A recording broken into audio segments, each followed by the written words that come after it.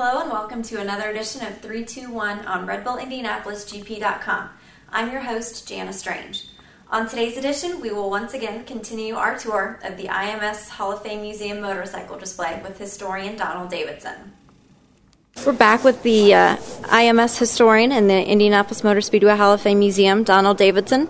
Donald, can you continue telling us a little bit about some of the connections between motorcycle riders and past competitors at Indianapolis? Yeah, we put this exhibit up, which was fun to put together because there's a number of 500 drivers who came from a motorcycle racing background, some extremely successful, and so this exhibit is not everybody that did both, but the standouts.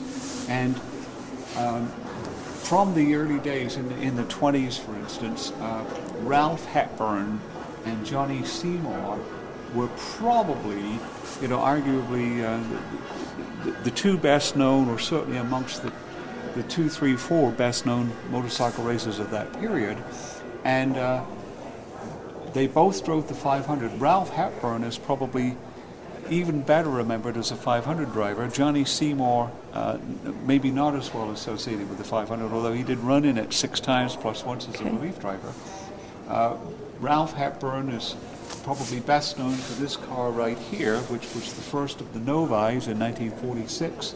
And he wasn't on the pole because the car arrived late, but he did break the 1 and 4 lap track records by a considerable margin, and led the race and was running third when had a mechanical problem, and that sort of began the Novi legend. But Ralph Hepburn was the man.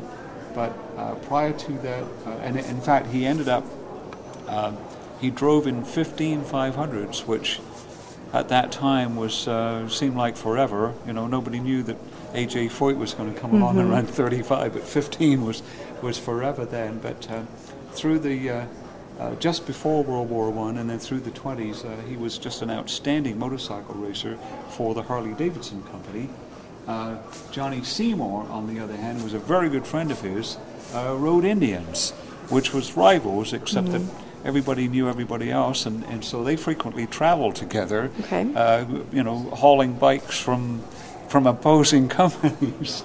But Johnny Seymour is seen here in 1935, and this is one of the Ford V8 Miller cars, of which there were 10, designed by Harry Miller, and using Ford engines. It was Edsel Ford, Henry Ford's son, was sort of the team representative, but the team manager was Preston Tucker, who also had an Indianapolis 500 connection. Neither one of them show in this shot, but unfortunately the cars weren't very successful. But it's and again earlier we in other segments we've thanked Don Emdy, the winner of the 1972 Daytona 200, who's also a great historian, and he was the one that made available the photographs of Ralph Hepburn and Johnny Seymour on motorcycles. Very good.